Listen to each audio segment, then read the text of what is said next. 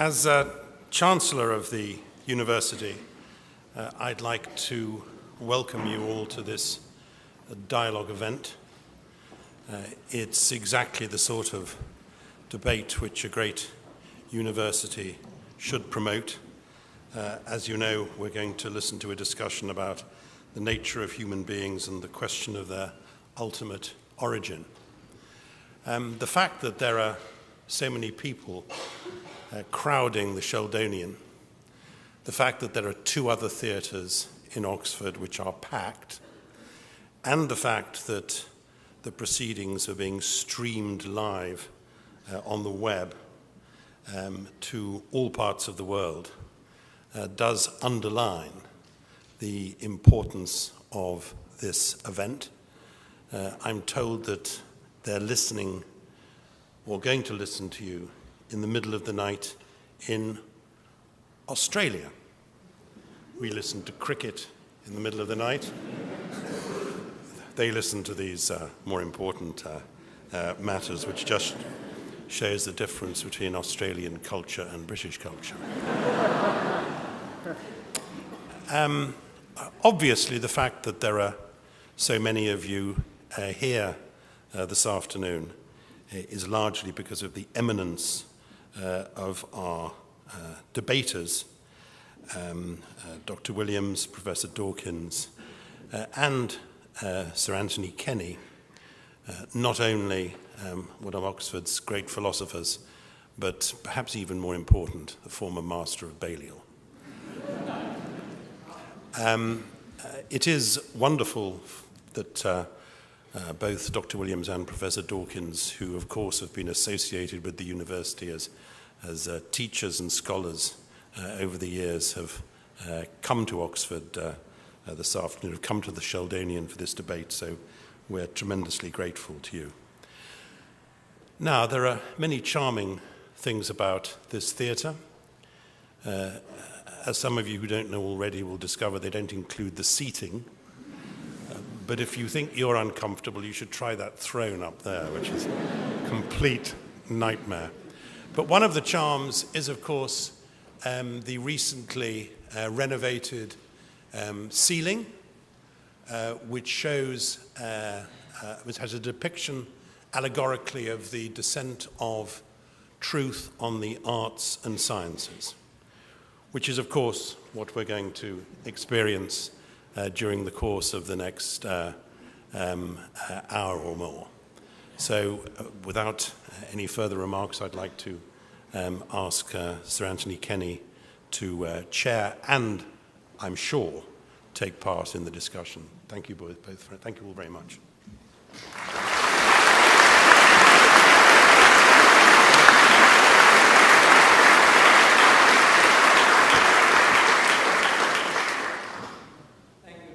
For those kind words. I'd like to make a few housekeeping remarks initially. The discussion will last until 5:30, but it will end quite promptly. We are all agreed that we would prefer there to be no applause, please, until, if you feel like it, at the very end. A number of you have been kind enough to submit questions in advance. Questions have been circulated to the three of us.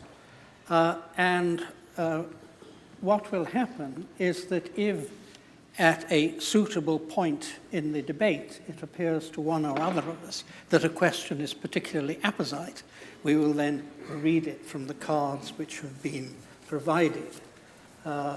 I'm sure we all have cards in our own hands, but it's nice to have these trumps which have been supplied.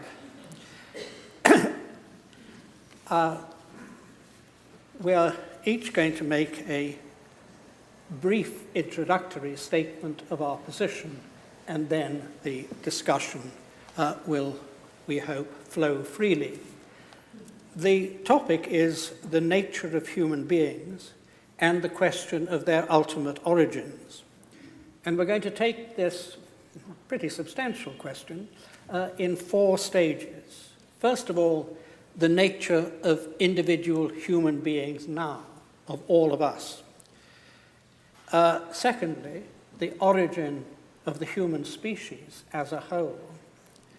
Thirdly, the origin of life on Earth. And finally, the origin of the universe. I think that should keep us going probably until 2030. We will be, as it were, tracing our ancestry backwards.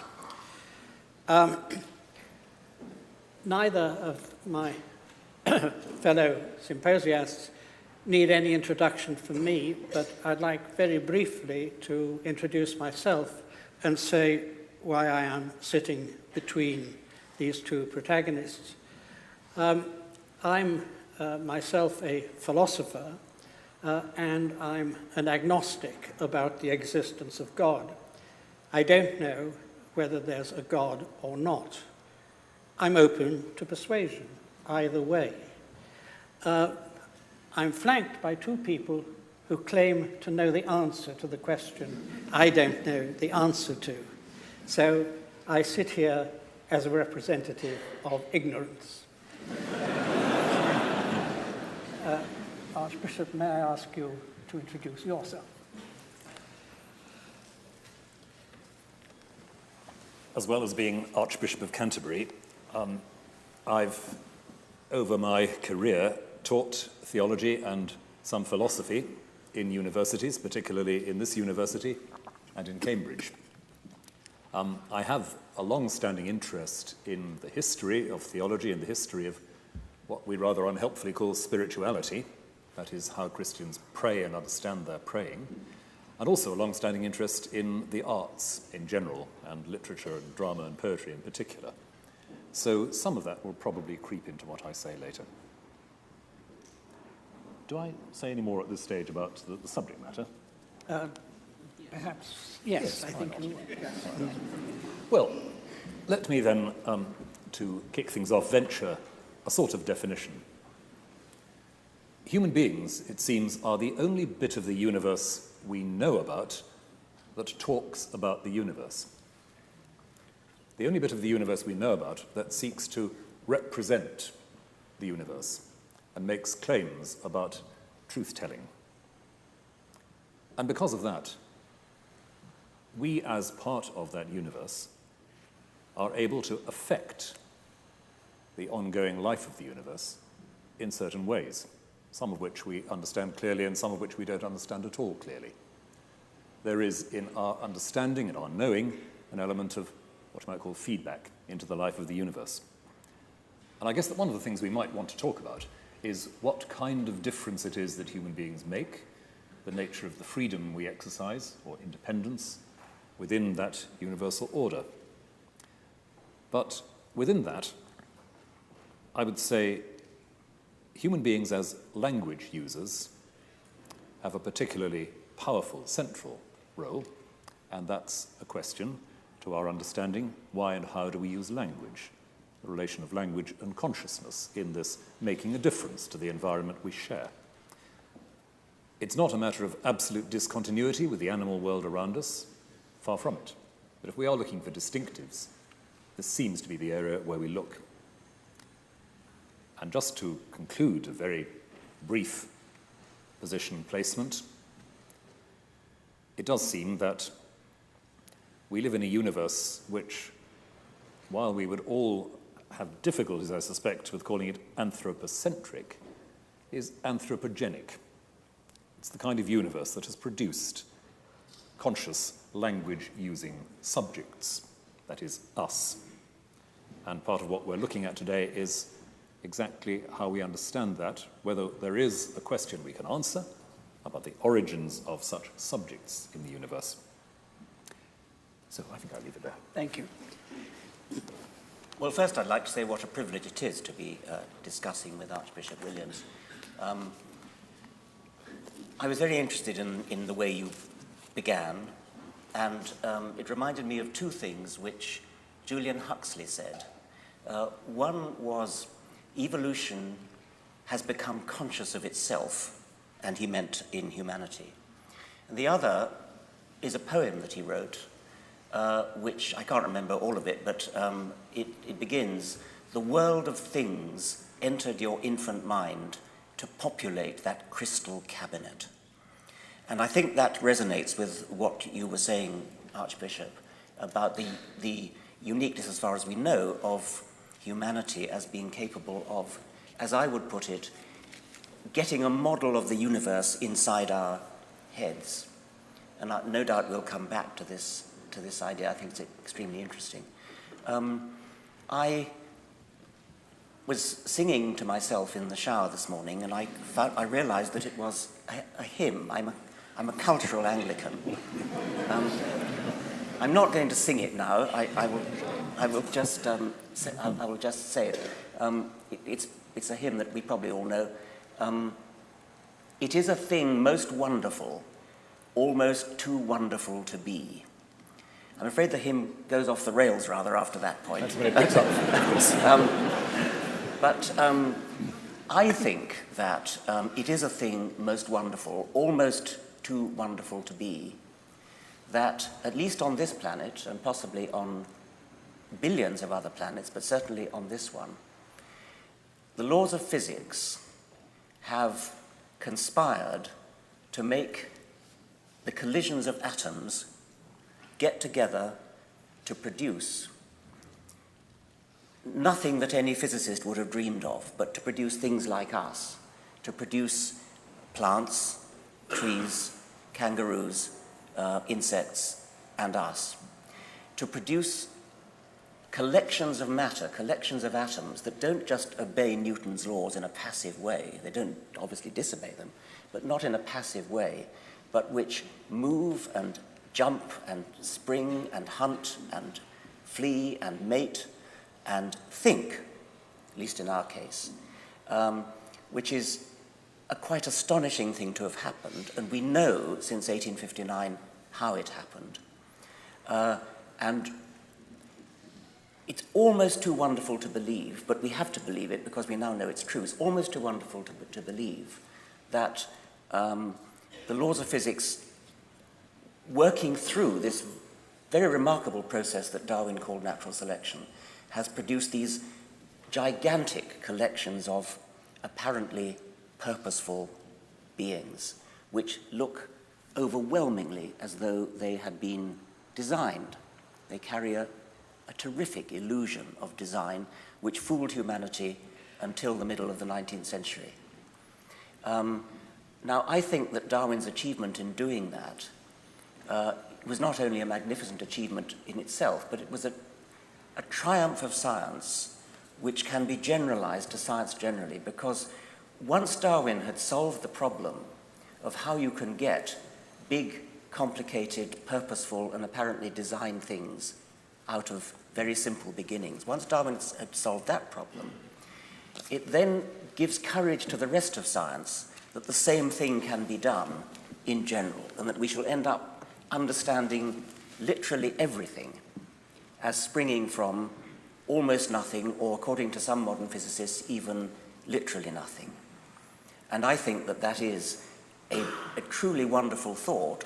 When I say almost too wonderful to be, it's a thought that is extremely hard to comprehend and believe, and many people have great difficulty in believing it, and resort to what in my view is an unsatisfactory resolution to the problem, which is to say, an intelligence did it. That seems to me to be an evasion of the question, an evasion of the scientific responsibility to understand how things come about, how complicated things come about in terms of simple things. So I'll stop there. Thank you. You began by agreeing quite a bit with each other, and then tended, you particularly, Richard, to some disagreement. Before I stoke that disagreement, I'd like to make sure we do agree on three very simple things. That is, that the three of us all believe in truth, namely, that there is such a thing as objective truth, and it's not just an ideological construct to keep the lower classes down, or whatever postmodernists say. Secondly, that we all believe in logic. That is, that we think that if two statements flatly contradict each other, they can't both be true. And thirdly, that we all believe in science, that we think it is one of the greatest of human achievements, and that we all owe the scientists of many generations a great debt of gratitude for the way in which they have improved the world. Is there any dissent to that, or qualification? No. Good. Now, can I suggest a line of disagreement, or ask for clarification of what you said? You said that the laws of physics were, of course, never disobeyed by atoms, and I'm sure that's true. You also said the laws of physics have created us. Now, it seems to me that there are two different things there. There's nobody is going to say that the laws of physics are being regularly broken. But that doesn't say that the laws of physics alone determine what happens. In a game of chess, nobody breaks the rules, but the rules of chess do not dictate the game. That, of course, is absolutely true, and the equivalent of the rules of chess would be natural selection, the process of random variation, random change in the genetic codes, followed by non-random natural selection. And it is the non-random process of natural selection filtering the random input from mutation, which ultimately creates living things. So the laws of physics are being obeyed all the time at the lowest level. And the complexity is the same sort of complexity as when you play chess, when a computer plays chess, when a computer does anything for that matter. I mean, computers are only machines in which electrons are whizzing around obeying the laws of physics. But the layers of complexity on top of that, the layers of software complexity, produce the ability to play chess or do a spreadsheet or whatever it is. And that's where one of my questions comes in. You spoke about how Darwinian selection offers a complete explanation of how we are here and why we're here. Darwin doesn't seem to me to have very much to say that helps with the problem of consciousness, which both philosophically and scientifically remains an enormous area, which I don't see very much advance in the scientific explanation of. And one of the things which makes me wary of simply saying we have recourse to the laws of physics and that's it, is the question of consciousness. What is it that grounds the first-person perspective, which we are currently sharing in this discussion? I agree that that is deeply mysterious. As a materialist, I suppose I'm committed to the view that consciousness is something that emerges from brains, within brains. Nobody understands how, and I regard that as one of the problems for the future. And I think it will be solved eventually by a combination of neuroscience and computer science, probably. What I would say is that when one identifies a problem that science has, such as consciousness, and says, we don't yet understand X, and it happens to be consciousness in this case, then we should remain agnostic, as Sir Anthony has said. What we shouldn't do is immediately jump to, I don't understand it, therefore it must have something to do with God. And I'm not suggesting that we buy in God to get us a cheap get-out-of-jail card on consciousness. But what I am interested in is what it means to say that this is the kind of universe in which consciousness will happen given these coordinates. Because it seems to me that the question is not, is there some point at which God interferes to say, let there be consciousness? The question is, does an entire universe, a system of physical law which produces something not obviously physical, does that require some context of intelligence that is not simply the intelligence of one finite? I think that's the question we're going to be discussing in our fourth stage, the origin of the universe. I'll back off. Without leaping straight to God, can I ask about the soul? Consciousness is something we share with animals. A lot of the higher animals are conscious too. So if we're talking about something special to human beings, I think it isn't consciousness. But many people have thought that human beings have special souls, souls which are different from any animal psychic organism, and souls which are immortal. Can I ask if you think that is correct? I'd want to go in between those two poles of consciousness as an obvious fact about animal life and something called the soul, and ask about self-consciousness, about the capacity of human beings to tell stories about themselves. We are beings who tell ourselves about ourselves, ask questions about ourselves. St. Augustine saying, I have become a question to myself, as a definition of the life of human spirit. We tell jokes, we fantasize, we empathize, we even pray. All of that is an activity of self-reflexive consciousness in a way which doesn't seem to fit at the animal level, and that seems to me to have something to do with the fact that some of us believe we are capable of a relationship with that unconditional creative energy that we call God. And all of those things about our self-awareness, about our self-questioning, have their home in the context of material beings who are nonetheless capable of that sort of relation. So I'm wary of talking about a soul as if it were, as in the cartoons, a rather ghostly form of the body that sort of flies away into the middle distance. And I'm happier with a tradition you'll be very familiar with, talking about the soul as the form of the body. This is how this particular kind of material being has meaning, has communicative and self-communicative capacity. And is this capacity for self-consciousness, the Aristotelian type of soul, is that created by God in each individual, or is it inherited from the individual's parents?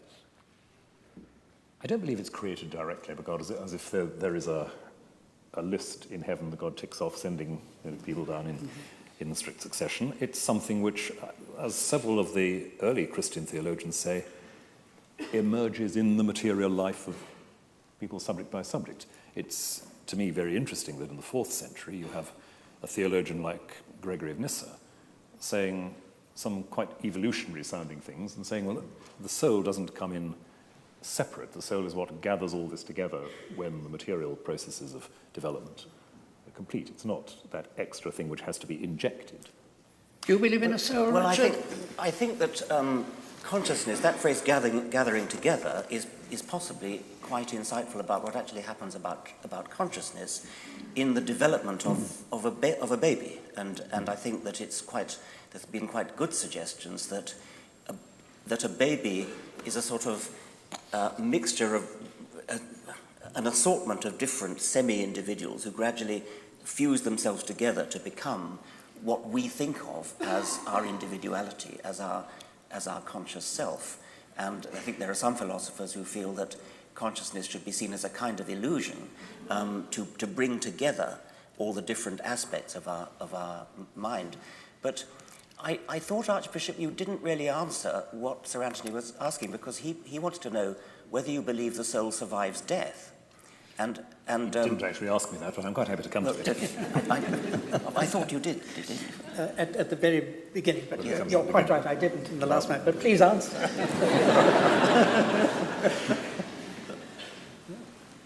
The short answer is yes. The long answer would take quite a while, so bear with me a moment.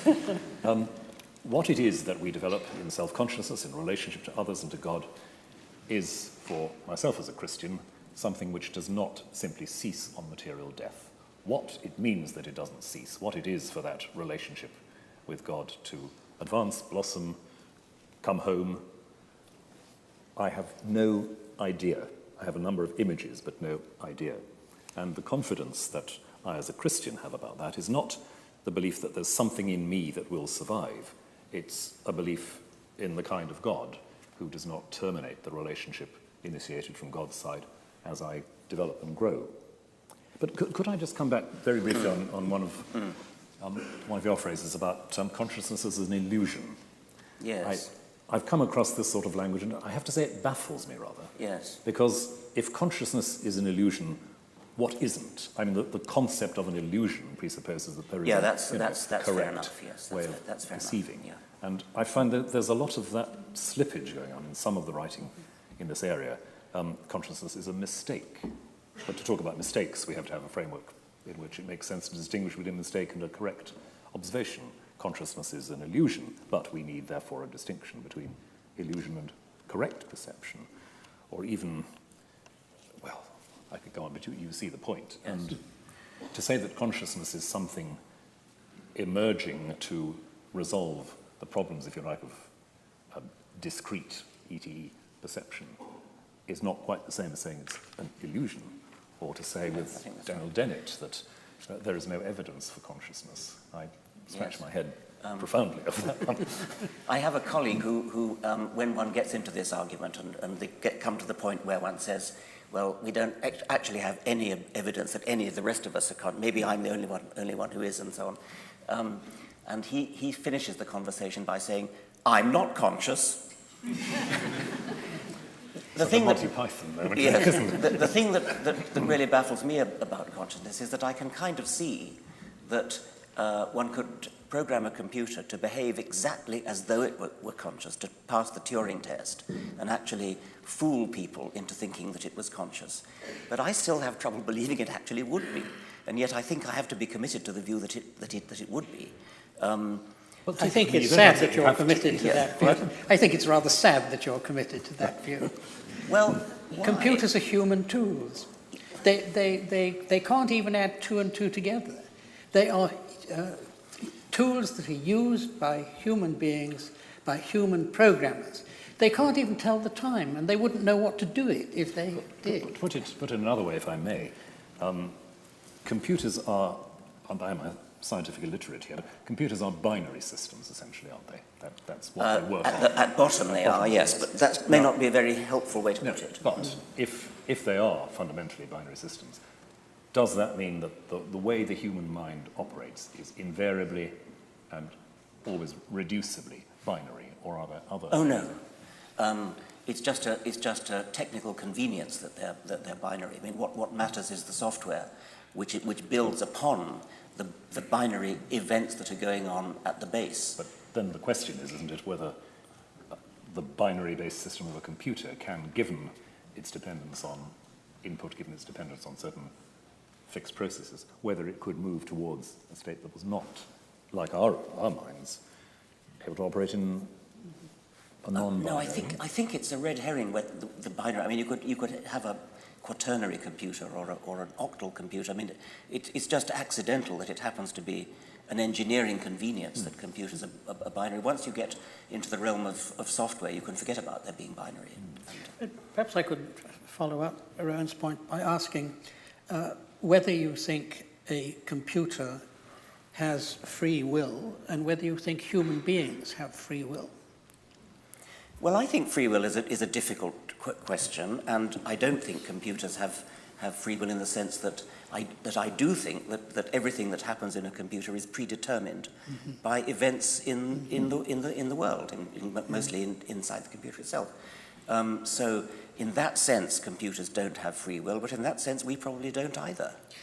I'm interested you say that because a lot of people misunderstood your first book, The Selfish Gene, to say that you believed in gene determinism, that everything was determined for us by our genes and therefore we didn't have free will. In your second book, The Extended Phenotype, you took great pains to explain that you were not a gene determinist. Yes. Well, usually not being a determinist includes believing in free will. No. The emphasis should be on the word gene. I'm not a genetic determinist in the sense that some people thought that I was saying that it's genes that make us what we are. Whereas all I was saying is that it's genes that are the fundamental unit of natural selection, which is a very different matter. You can be a determinist without being a genetic determinist. You can be a determinist who believes that events in the world, events in the universe, come together to produce everything that happens afterwards, including us and including what we do. But that's very different. I mean, genetic determinism is a much more specific and less philosophical problem. Does it mean that in principle every decision is predictable? Well, that's what a determinist would say. Yes. Is it what you say? hesitate a little bit because of quantum indeterminacy.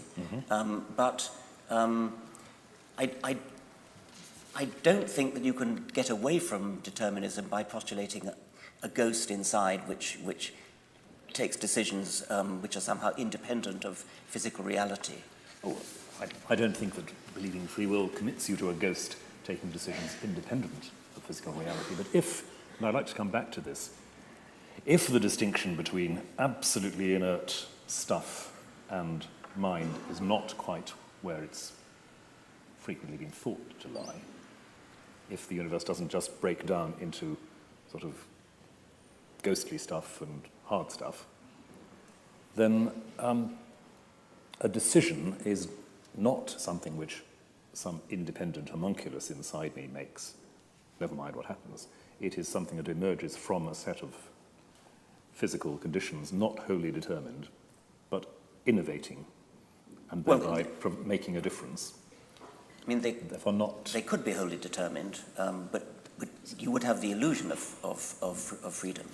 I mean, there are. How would you tell the difference? Well, there are neurological experiments where people have measured brain states. Yes. Well, I'll just finish because other people may not. Sorry. There are neurological experiments in which people make decisions like just reaching out for a glass, or at some moment you have to reach out, and they think that I think that I take the decision now. But what the experimental results show is that actually the decision was taken some seconds before, because you can tell from the brain states that it's going to happen. Well, I'm not sure what that means, but I think it probably means, or might well mean, that when I think I've taken the decision, when the illusory ghost in me, which I think of myself as me, takes the decision, it has already been taken. One of the things which makes that experiment, to my mind, a bit less than clinching is, of course, that it relates to fairly small-scale, short-term, rather uninteresting decisions. I would be interested, seriously interested, to find if you could map that onto deciding who to marry, who to vote for. Well, what we usually mean by decisions that are significant. I suppose it's just rather difficult to do experiments on that kind of... Exactly. Exactly. And so, perforce, just as geneticists have to work on peas because it's easier to work on than... I mean, I think you have to reduce the problem down to something that's experimentally tractable. But can we bring back to our commitment to logic for a moment? Yes. If I can just press this one, because again, it's an interesting conundrum to me. There's an old sort of chestnut of philosophical argument which effectively says, if you were to tell me that it is foreordained that I will pick up a glass of water in the next 5 seconds, I can actually refuse to do so. Now, my refusal may be predetermined, but you see that there's a sort of regress of intelligibility. In other words, a true statement, I am determined, it is determined that I pick up this glass of water, is incommunicable. It can't be spoken without making a difference to my possibilities. Yes, I think that's right, and that's the kind of thing philosophers like. But can I also say that most philosophers don't like the naive picture of free will that experiment presupposed. Right. I mean, it was an idea made popular initially by Descartes and by David Hume, and a long tradition of empiricist and rationalist philosophers, that there was a sort of soul inside that in which mental events occurred, which were the causes of the bodily events. And it's that picture which that experiment presupposes. But since at least the time of Wittgenstein, Rowan and I both admire, and Gilbert Ryle, who was my teacher here many years ago, it's commonly thought that there are very sound philosophical reasons for denying that is the way things work. It's surprising that you should admire it, because it is very much the ghost in the machine picture. And you're saying, the machine works before the ghost does. Whereas I think most philosophers nowadays would think the whole idea of constructing body and mind like that is quite wrong. But why doesn't it destroy the idea of free will? Because it only shows the order of events in an act that is undetermined may not be what you would have expected if you had the false philosophical idea. Well, I'm not a philosopher, and that'll be obvious. Perhaps you should have invited a philosopher to Perhaps we should move from our question one about human beings. But could I just round it off with taking up something that you said, Ryan? You said, when you were talking about possible immortality, that as a Christian you thought this and that. So do I take it that that means that you think the immortality of the soul or survival of any kind is a matter of faith and not something that can be proved by reason, as many philosophers in the past thought it could? Broadly, that's right. I can't think of any strictly philosophical arguments that would help here. And although it's interesting when people talk about near-death experiences and things that apparently suggest consciousness operating from a point of view outside the body, I don't think that settles a theological point. I would embed talking about my hopes for eternal life in the specific Christian discourse revelation that I accept. So I wouldn't be looking for a knockdown argument about immortality there. Yeah. Well, may we move on to stage 2, the origin of the human species? And I'd like to start it off by reading one of the questions which was sent in by Dr. Robert Gilbert, fellow and tutor in biochemistry, Magdalen College. And he says, do you think that human scientific knowledge can be wholly explained by biological evolution? Would you like to start? I don't even understand what that means. I mean, presumably he means the existence of people like you who have a lot of scientific knowledge. If he said, do I think that humans can be wholly explained by, or the existence of humans can be so, I would say yes. But scientific knowledge is something that humans have in their brains. So I suppose the answer is yes. I can't think what else you'd need to explain humans, or indeed any other animal, than biological evolution. And I presume we all accept biological evolution. Yes. I'd guess that the question might be about some of what we've just been talking about, consciousness and so forth, the Yes. capacity of a materially based mental system to represent accurately or adequately, in some sense, the structure of the universe. Is that something which biological evolution, in a strict sense, can predict? Well, I think it's very plausible that biological evolution would indeed give rise to brains which are good at analysing things, good at synthesizing things, and good at packing knowledge away. But it's undeniable that the human brain does things which are far beyond what you would expect of a creature that merely has to survive in the Pleistocene of Africa and hunt wildebeest and find waterholes and things. So there are strong emergent properties in the human mind which arise presumably because in order to build a brain that is good at surviving in a certain way in a mundane world, it's rather hard to build that brain which is not automatically capable of doing more advanced things such as mathematics and philosophy in rather the same way as computers were originally designed as calculating machines. And then without any modification, it turned out that they're also very good at playing chess and drawing pictures and doing all the other things that they do. I find that very interesting because you're suggesting there that the brain, in order to do the job in the evolutionary niche that it has to do, has to have a capacity in excess of the merely functional problem-solving niche-based. Yes. Or if not has to, at least a way of life was discovered by our species in which it did. Yes. You know, other species do it differently, of course. But you asked if we all believed in biological evolution, and I take it we all do, that we might differ at the explanation of it or the extent of it. And I'd like to put to you, Rowan, the question, whether you accept that the first human beings had non-human ancestors. Yes, I do. And do you think that there was any divine intervention at the point when the first humans evolved from their non-human ancestors? Well, I think there's, from where I start, there has to be a point in the story at which the proto-human becomes conscious of what I'll call in shorthand a call from God or an address from God. Again, I'm wary of saying God somehow bends down and tinkers with the machinery, but that there is a point, if you like, implicit in the whole process from the beginning, a point at which it will be possible for that proto-human to be conscious in another way, including the consciousness of the divine.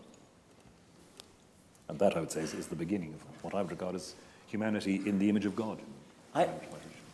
I have a problem with the very idea of the first human. I think there never was a first human, in fact. I mean, because it's all a gradual change. And, I mean, perhaps I could ask Archbishop, I mean, do you think there was a moment when, as it were, the last Homo erectus parents looked down fondly at their baby, which was the first Homo sapiens? I mean, I suspect the Pope probably does think that, because he actually thinks that God did intervene and inject a soul. I'll ask him sometime. Yes. I think you're right that saying that there is a first human being, in a simple sense, is problematic on all sorts of levels. But the point at which I would want to begin to call such a being recognizably human, put it the other way around if you like, is the point at which I would see that evidence of a self-awareness and God-awareness. Now, I haven't access to that. I don't know what was going on in the mind of the Homo erectus, Homo sapiens crossover period. But that's what I would have to say. Don't you think that self-awareness, it might itself have been a gradual sort of emerging thing rather than a sudden...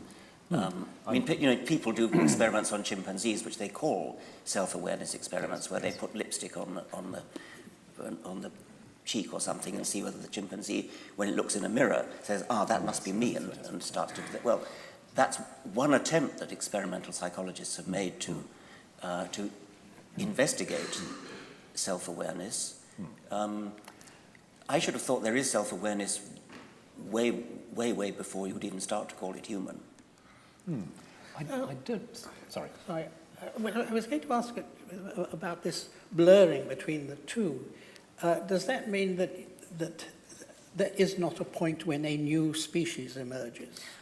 I think so, yes. I mean, there may in some special cases be a macro-mutational step, where this happens in plants especially, where a new species just suddenly comes into existence and is instantly incapable of interbreeding with the old one. But in animals, I think generally it's not the case that there is a sudden moment when a new species comes into existence. So there's going to be happy interbreeding between not quite humans and let's say humans. Suppose we did a thought experiment in which we could go in a time machine back to anywhere we like in history, in evolutionary history. Then you would gradually have a fading out of the ability to interbreed as you go further and further back. Mm-hmm. So if you did the thought experiment of hopping backwards in, say, 100,000-year steps in a time machine, and at each time you land and you take on board one passenger, and you cart that passenger back another 100,000 years, and then you see whether you can interbreed with the chaps that you meet when you get there. I'm suggesting that maybe 100,000 is too long, maybe 10,000 years. That every 10,000 years stop, the most recent additions to the passenger list will always be capable of interbreeding with the next lot, and probably the next but one.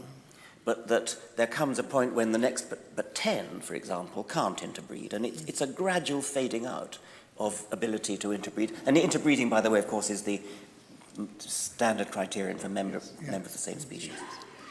You don't have any problem with language emerging by natural selection? Well, that's very interesting because, I mean, language, true syntactic language, as opposed to the many communication systems that non-human animals have. Recursive, self-embedded syntactic structures. That seems to be uniquely human.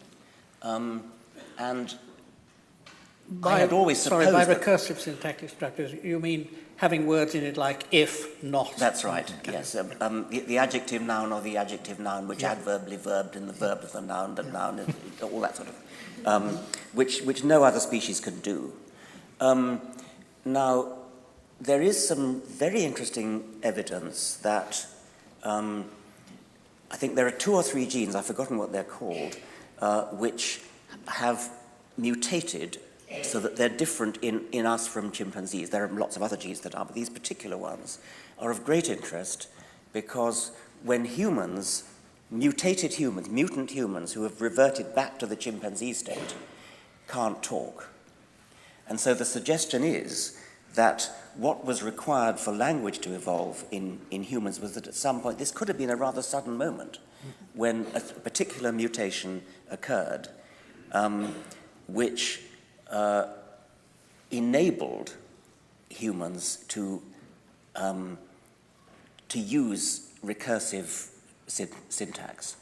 And if that were true, it would be a remarkable example of a sort of major step in I mean, there really could have been a moment when the child could talk and the parents couldn't. It's a problem who the child talked to, of course.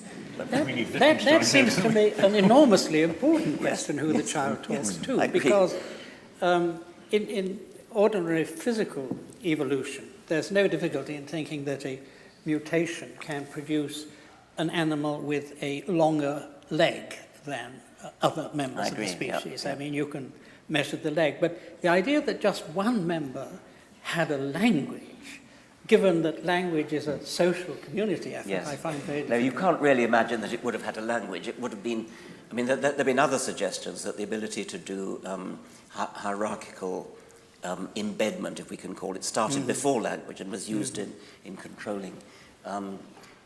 Presumably the child would just have shouted at its parents until they shouted back. I mean, if you listen to those chimpanzees who have been taught various versions of human language, like sign language, claims are made that they are doing it properly. But I think the consensus is probably that when Washoe, the chimpanzee, says, "Please give me a banana," what she's really saying is, me, banana, banana, banana, gimme, gimme, gimme, which I think the mutated humans can do too. It's just that what they can't do is, this is the house that Jack built. So it's actually rather like what you were saying about the brain, that there's a point at which there's a sort of step change in capacity, which is not predictable simply in terms of the niche that it fits into. That's right, and it could be an exception to my general prejudice that evolution is always gradual. It could be a rather unique exception. Thank you. So even if there wasn't a first human being, there was a first human That's talker. That's right. There indeed could be, yeah. Thank you. Before we leave the question of the origin of the human species, I'd like to read out one more question from the floor from Isabel Richards. It goes like this: human beings are immensely imperfect, with so many of our potentialities unrealized. Are these failures of evolution, or are they failures of design? I imagine the first alternative is a question to you, and the second to you. Well, there are numerous imperfections in not just the human body, but in many animal bodies, and they are extremely revealing because they are, I mean, they won't surprise anybody on this platform, but to an American fundamentalist creationist, they're quite worrying because they're things that no designer could possibly have perpetrated. I mean, things like the recurrent laryngeal nerve, which is there's a branch of the cranial nerve, and it goes to the larynx. But instead of going straight to the larynx, it goes way, way down into the chest, and then loops round one of the main arteries in the chest, and then goes back up again, which in a giraffe is a detour of about 15 feet. So this has been often quoted as an example of imperfection. no designer would ever dream of doing something as silly as that. But of course, if you understand it in terms of evolutionary history, it makes perfect sense, because in our fish ancestors, the most direct route between the start of the nerve and its end organ was indeed south of the artery that it still is. And as evolution progressed, as the neck got longer, fish don't have necks, as the neck got longer in their descendants, the marginal cost of another millimeter of detour was less than the marginal cost of the immense embryological upheaval it would have taken to have jumped it over. So if you look at it in terms of history, then it makes perfect sense, and we're full of examples like that. And rather serious ones sometimes, like the imperfections of the way so many people have back pain is because we're walking upright when our ancestors walked on all fours. But I don't know if that's what the questioner means, because she says there's so many of our potentialities unrealized, and obviously nothing that I've said has any bearing on that. I think there are two kinds of question going on here, at least. Imperfection and incompletion. Unrealized potentiality is about incompletion, isn't it? It's about the fact that there are things we might, as individuals or even as a species, conceivably do, but we can't or don't. And I don't see that that's a matter of failure, because in any system where we grow through time and develop through time, whether as individuals or as species, that's just part of what it is to be temporally conditioned, to live in time, one thing after another. Failure is, I think, another kind of question, isn't it? And it's the apparent,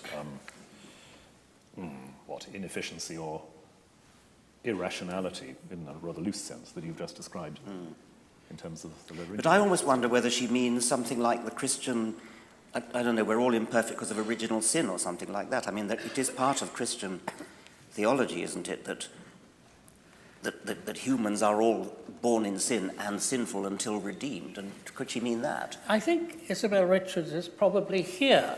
Perhaps she could tell us what she means. Hi. Well, I think that the context of the question, when posed, was when we think about potentialities that are unfulfilled.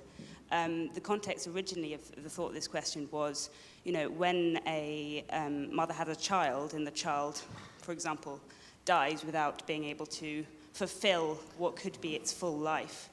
And that there are these tragic moments in people's lives. And you, as humans, want to try and explain or to try and come to terms with what those things mean.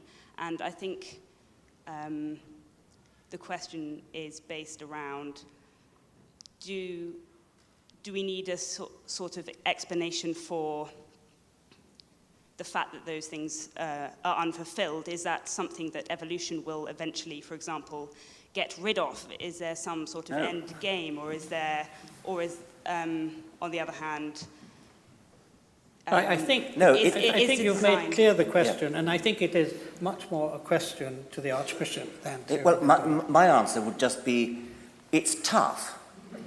Stuff happens.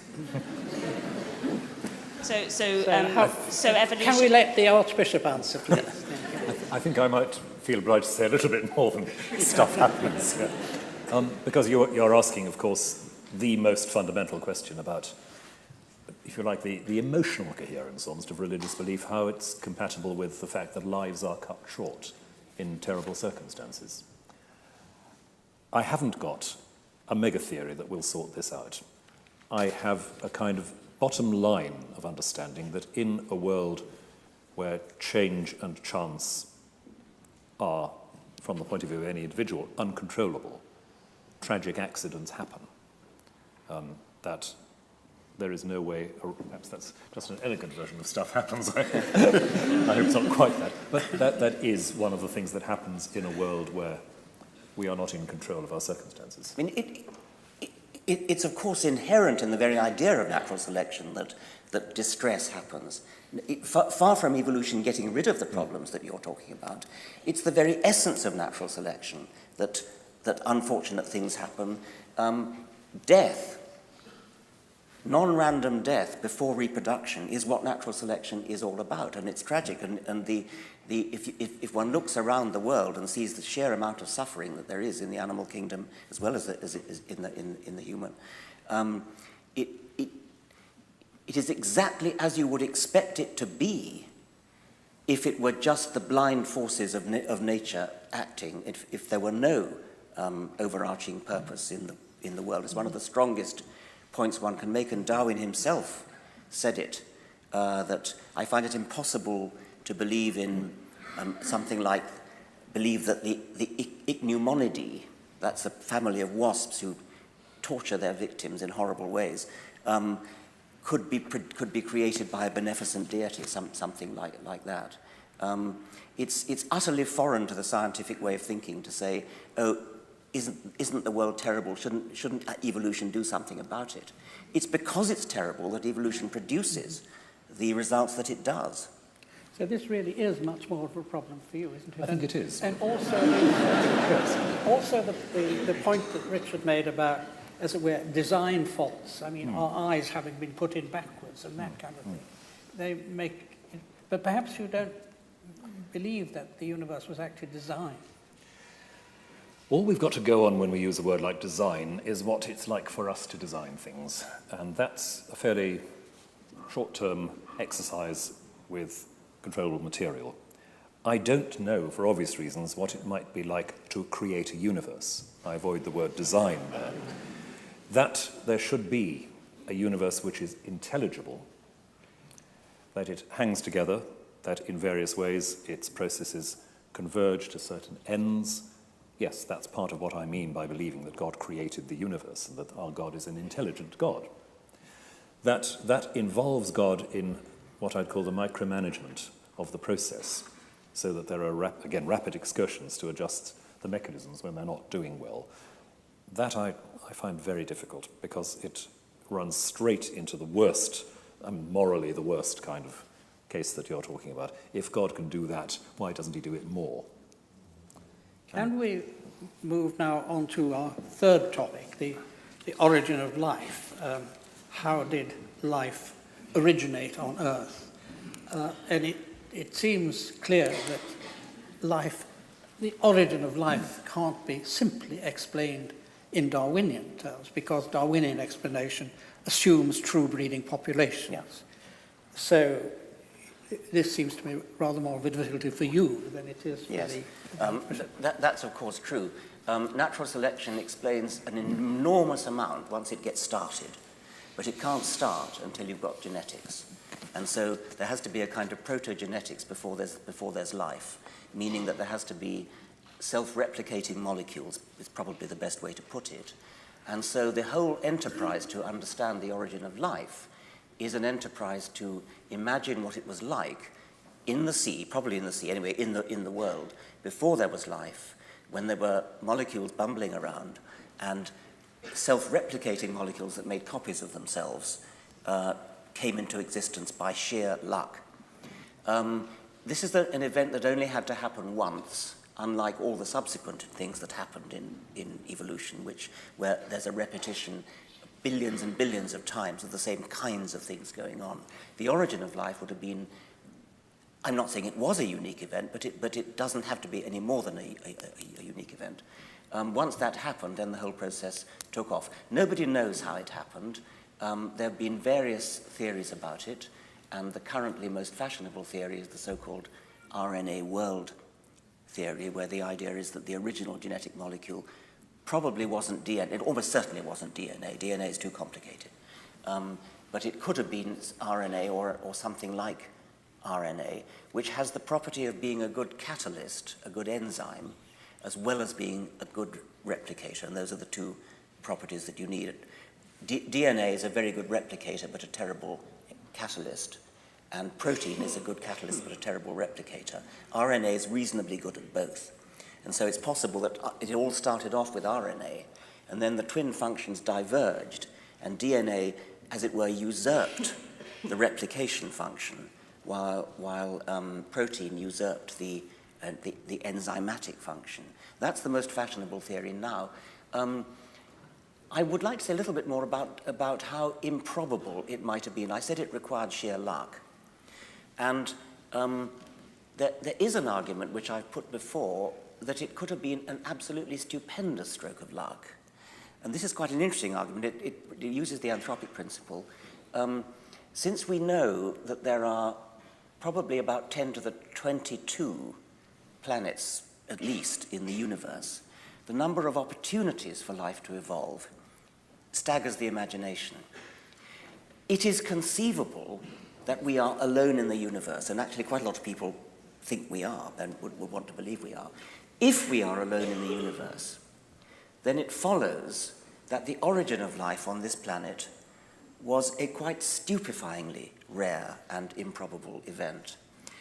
And that would be a very odd consequence, because what it would mean is that when chemists look for a theory like the RNA world theory, when they look for a theory, they're not looking for a plausible theory at all. They're looking for a highly implausible theory.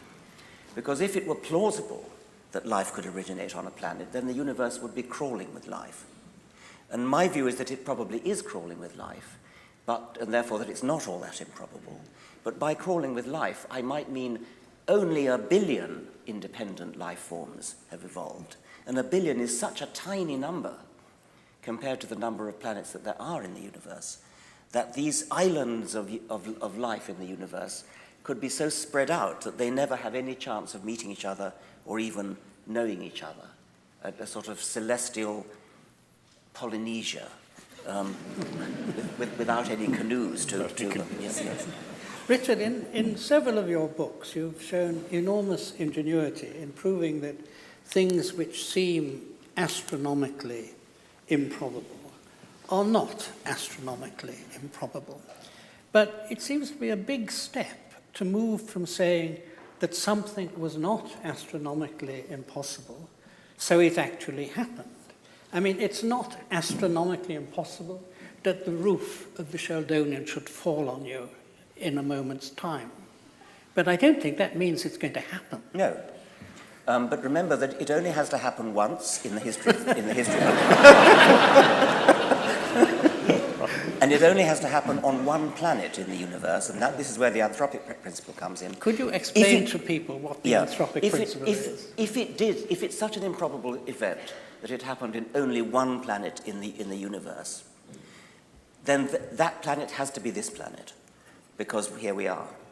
And that's the anthropic principle. When you say had to be this planet, what kind of necessity are you talking about? I mean, philosophers distinguish between metaphysical necessity and epistemic necessity.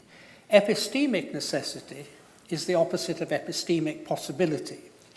Something is epistemically possible if, for all we know, it might be true. But that doesn't mean that something is epistemically necessary, therefore means that we know it is true. But that doesn't mean that it was necessary in advance. I think you somewhere give an example yourself of somebody who's put before a firing squad of 10 marksmen, and they all miss. And people say, well, there must be some explanation for that. And he said, oh, no, it had to be that way because I'm still here. Yes. That doesn't seem to be a very good argument. That's the example of John Leslie, isn't it? Yes. No, the way I was using it, I don't know the words epistemic and so on, so I'm not going to use that. But there are so many planets in the universe that we are allowed to postulate a theory of the origin of life which has only a very, very, very low probability of happening. And the reason we're allowed to do that is that we are here on a planet where it manifestly happened. Because we're here, we're thinking about it, we're talking about it. So if it's true, I don't believe for a moment it's true that there's life on only one planet in the universe. But if anybody here wants to say there's life, that this planet is unique in having life, then they are entitled to do so because we know it happened here, we're sitting here talking about it. Therefore, if this planet had to be, with hindsight, it's not a necessity in advance, it's with hindsight, had to be the one where it did happen. I think John Leslie's argument is a little bit different. I don't think that applies to this. I think we will be coming back to the anthropic principle when we're talking about the origin of the universe. Yes. But before we do that... Sorry, I'll just come back on one interesting question about the, what you call the protogenetics, or the yes. pre-genetics. Is that as much as to say that even before we have a genetic scheme, we have the transfer of information, yes. to put it yes. rather crudely, and that, if you like, turning back your own point about the origins of humanity, there's no point in the universal story where we can say there is no information being... I think that might be one of the places where you would want to suggest that there was a sudden moment when something happened. Information in this context would mean that there are self-replicating entities, but there is more than one kind of them. So it's not enough just to have a self-replicating entity which makes infinite numbers of copies of itself, because then you don't get competition, you don't get variety. So it has to be something like DNA, probably nothing like as complex as DNA, but something like DNA where information means that there's heterogeneity in the types of entity that there are. And each type gives rise to its own type, with an occasional possibility of a mistake, which then increases the number of different types that there are, which therefore allows for the possibility of competition between them, where competition means very precisely competition to become more numerous in the population of such entities as compared with others. And I think that had to be the first step. Nobody knows, and it's a very, very difficult problem, how something like the triplet code of DNA arose. It's often described as possibly a frozen accident, that once the triplet code had arisen, then it couldn't be changed, because any change would be completely, immediately disastrous, catastrophically disastrous. But how the triplet code arose, I think, is a mystery waiting to be solved. But, I mean, just as I think I said at the beginning, we would have to say this is an anthropogenic universe in the sense that it's thrown up us. Is there then a sense in which we have to say that the universe is necessarily an information-generating system? I think it's a very interesting point to suggest that the universe is an information generator. I mean, I wouldn't bring us into it. I mean, it throws up kangaroos as well. Sure. Yes, I think it would be fair to say that natural selection generates information. Yes. Pushing a bit further Yes. back, though, which I think okay. Well, maybe that's the next step. Maybe that's the next thing. We're just about to move on to the origin of the universe, I think.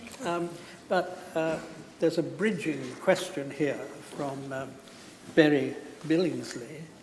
It says, surely if the truth is that the universe is billions of years old and life evolved, it would have been better when the Bible was written to say nothing about how humans began. Did the writers essentially get it wrong? This is probably one for me, isn't it? I can't imagine that the biblical writers were, if you like, faced with a set of options, including telling the truth that the universe is billions of years old and saying, oh, that's too difficult. The writers of the Bible, inspired as I believe they were nonetheless not inspired to do 21st century physics. They were inspired to pass on to their readers what God wanted them to know. Forgive the naked theology here, but I might as well come clean. And that means reading the first book of the Bible. What I look for is the basic information, in a slightly different sense from what we were talking about just now. The universe depends on God and God's freedom. Humanity has a very distinctive role in that universe, and from the first measurable moment, humanity has made a rather conspicuous mess of that role. That's where the Bible begins. That's what I need to know, so to speak. And I don't think that it makes very much sense to talk about the writers of Scripture getting it wrong in the sense that there was lots of information available and they happened to get on the wrong bits of it. But I wonder, when you say humans got it wrong, I mean, presumably... Oh, original sin. Yes, quite. Earlier. But I'm baffled by the way sophisticated theologians who know perfectly well Adam and Eve never existed still carry on talking about it as though it had some profound wisdom to impart to us in an allegorical sense. Or I mean, that I presume is what you mean. Pretty much. It's, again, something which isn't just a 21st century invention, but it's a way people have read Genesis from very early on. But I don't understand why you really bother, because when you think back to who wrote Genesis, they were not, there's no reason to think that they possessed any particular wisdom or knowledge. Why would you want to waste your time reinterpreting Genesis to make sense of it in the 21st century? Why not just stick to 21st century science? If I want to answer 21st century scientific questions, then I stick to 21st century science. If I want to understand my moral and spiritual position in the universe, I reserve the right to go back to Genesis. Yes, but why don't you then talk about moral and spiritual problems as you wish to talk about them? How does it help to go back to what somebody wrote in whatever it was 800 BC? Well, presumably, Rowan thinks that in a certain sense they were written by God, not by these humans. I mean, and since he has been sporting enough to bring God into the discussion, you, I think, Richard, believe you have a disproof of God's existence. No, I don't. You were wrong when you said that. I constructed in the God delusion a 7-point scale, of which 1 was I know God exists. 7 was I know God doesn't exist, and I called myself a 6. Well, why don't you call yourself an agnostic then? I do, but I think it's you are described as the world's most famous atheist. Well, not by me.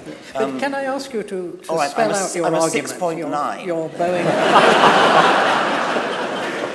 But you have your Boeing 747 argument to show. I mean, highly improbable. I believe that when you talk about agnosticism, it's very important to make a distinction between I don't know whether X is true or not, therefore it's 50-50 likely or unlikely, and that's the kind of agnostic which I'm definitely not. I think one can place estimates of probability on these things, and I think the probability of any supernatural creator existing is very, very low. So let's say I'm a 6.9.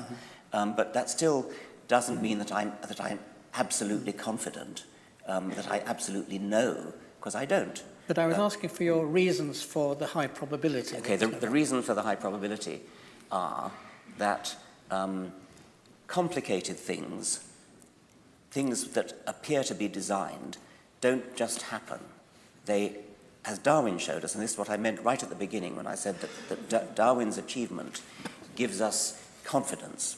And the confidence that he gives us is because he showed how you can go this wonderful thing, almost too wonderful to be true, this wonderful thing that you can go from extreme simplicity, where there is no design, where there is no complexity, and after 4 billion years, you end up with us. And that's an explicable process, it's an understandable process, we understand it, it works. Now that's an astonishing thing to have happened.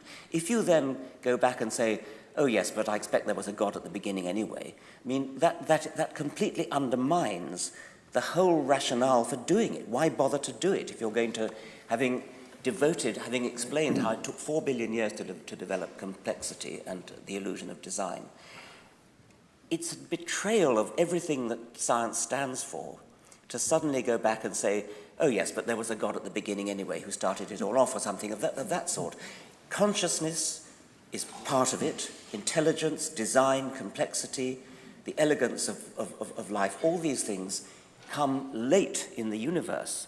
They come after a long period of billions of years of evolution. It took 4 billion years on this planet. We don't know how long it took on other planets, if there are. But it's not something that just happens. That's the Boeing 747 argument. But I thought your Boeing 747 argument was that complexity can only be produced by that a God could only produce the whole evolutionary story if it was more complex than the whole evolutionary story. Well, I don't think it would have to be more complex, but it certainly couldn't be simple anyway. It would have to be, I mean, if we're asking God to be capable of designing the laws of physics, minimally designing the laws of physics, let's say, twiddling the knobs to get the universe's fundamental constants right in order to produce a universe, perhaps dealing with the chemical events of the origin of life. So he's got to be at least as complicated enough to do that. And he's got to forgive your sins and listen to your prayers and all that kind of thing. That's not a simple creature. Don't we have to distinguish between two senses of complexity? Yes. And of simplicity. There is complexity of structure and complexity of function. Now, traditionally, theologians have said that God was simple. That is to say, he had no structure. He was not spread out in space and time. But of course, in saying that he was omnipotent, they said that he had an enormous number of powers, an infinite number of powers. But there is a distinction between complexity of structure and complexity of function. Take my electric razor. It is a much more complicated machine than a cutthroat razor. The cutthroat razor is simple in structure, but it has more complex powers than the electric razor, because the electric razor can only be used to shave a beard, whereas the cutthroat razor could be used to cut a throat. Indeed, you needn't even have a cutthroat razor. You can just find a stone, a flint, I really don't see what you're saying. I mean, you cannot Just be distinguishing serious. two senses of simplicity. Can I have a go? Yes, please. Yes. Yes, you three are, you can do better. Not that I know much about razors, but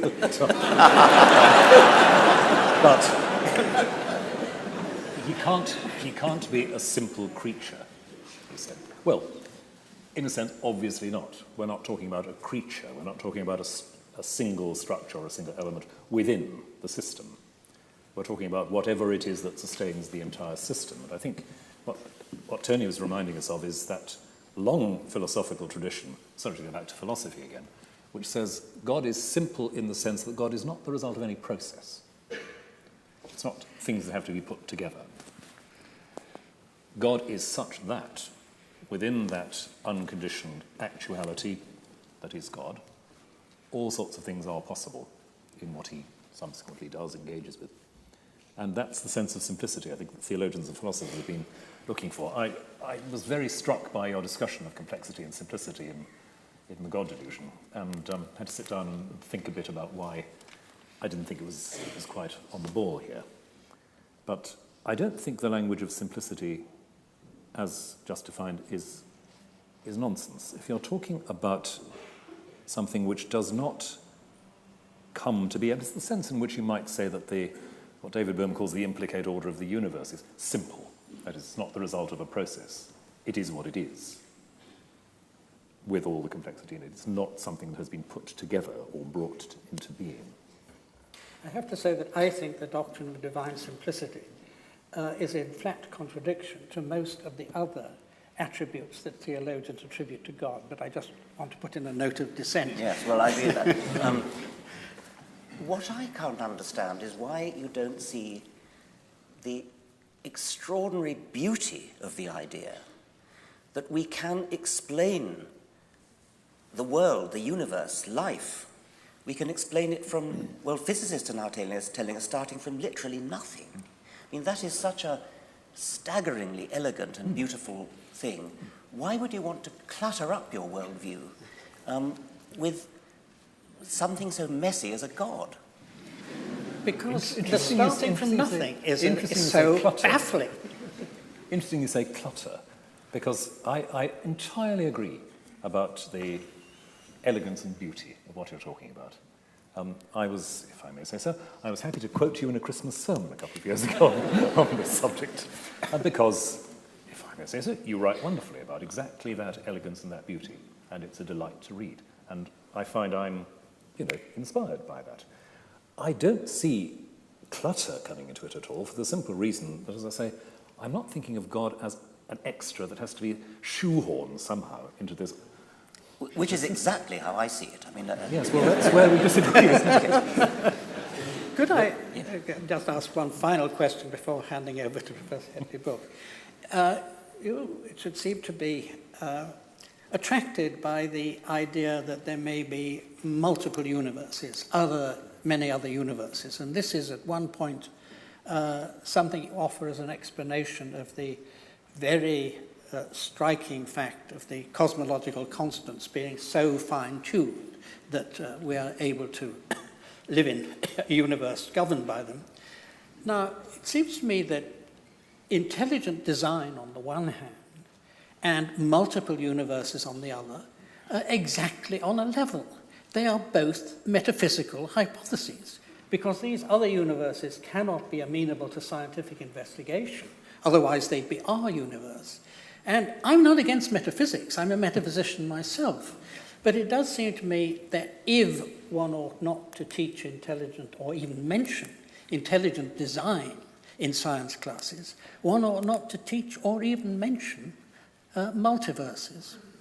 Well, there are no doubt physicists here who will give us it's not just that multiverses are invented for the purpose of explaining why the physical constants appear to be finely tuned. There are other reasons for postulating multiverses. It's a kind of analogous situation. I mean, I can deal with the anthropic principle at a planetary level, which is what we were talking about before, where we said that there are so many billion planets, and therefore we can make inferences about the improbability that we are allowed to entertain in talking about the origin of life. It's a parallel argument that's used with the multiverse, where the universe that we're in appears to be finely tuned according to some views. Not all views, by the way, not all physicists accept that. And therefore, in a rather analogous way to how I use planets, there are some physicists who postulate many universes in which each universe has its own versions of the physical laws and constants, and then by the anthropic principle again, we have to be in the kind of universe which is capable of giving rise to us, and therefore it's no surprise that we are. That's only one way in which physicists deal with that question. There are other ways that other physicists do. I think we're about to have to wind up. I just ask you, Rowan, if you would like a final word before we ask Professor Brook to... I'd love to talk more about the universe and multiverse question, but if I could just go back for a moment to the clutter question. Because I do think you've put your finger on one of the things that does seriously divide us. For me, the elegance and the beauty you talk about is an elegance which is, if you like, simply framed by the sense of a God who is, if you like, let's call him the combination of love and mathematics for these purposes, producing this sort of elegance, eternally, unconditionally. And I feel for that vision of the universe in the hand of God very much as you feel for what you've been talking about in terms of the elegance and beauty of the scientific explanation. That is, for me, at least as much worth contemplating, enjoying, not just investigating, but enjoying, as the scientific picture you've sketched. Thank you very much. Thank you. I think Professor Brook is going to say a few words to close the session. Chancellor, guests, colleagues, ladies and gentlemen, as joint convener of Oxford Sophia Europa Group, I'm honoured to propose this brief vote of thanks to our distinguished speakers. They've surely met our highest expectations for serious dialogue on a subject that in the blog sphere so often attracts the angry and the opinionated. Charles Darwin declined to discuss humankind in his Origin of Species, declaring it a subject too riven with prejudice. In a culture that now contemplates the prospects for post-humanism and transhumanism, prejudices still abound. How refreshing, then, to witness an engagement of the quality we've experienced this afternoon, and how appropriate that it should have taken place in a university with which each speaker has been intimately associated, and where the proper study of humanity requires the insights of many disciplines. As a historian of science, I might perhaps be permitted a moment's reflection on how high-profile events of this kind leave their mark. As with the debate between the Bishop of Oxford, Samuel Wilberforce, and Thomas Henry Huxley, such events produce delicious anecdotes and later mythologies that shape public opinion long afterwards.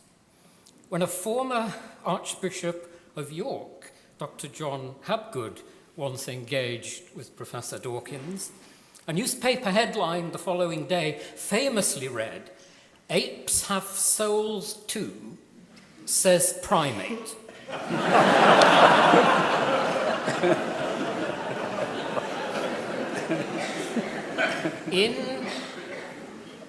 In such debates, there can be no easy victories.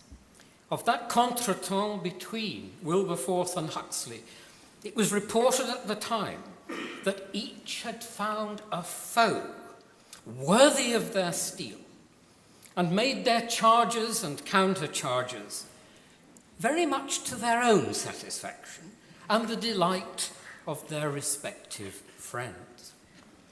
This afternoon, we've been privileged to hear 3 interlocutors even more worthy of their steel. Their contributions will surely have pleased their friends, but they've done far more than that in enriching our understanding and in probing those fissures between theism, atheism, and agnosticism, even if all 3 were voted 6.9.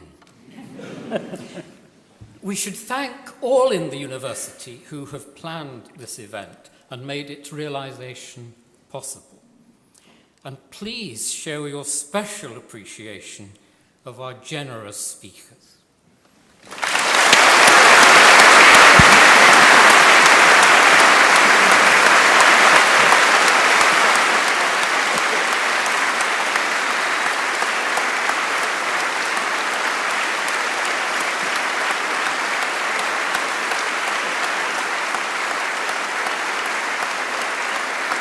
I don't think we can give an encore, do we?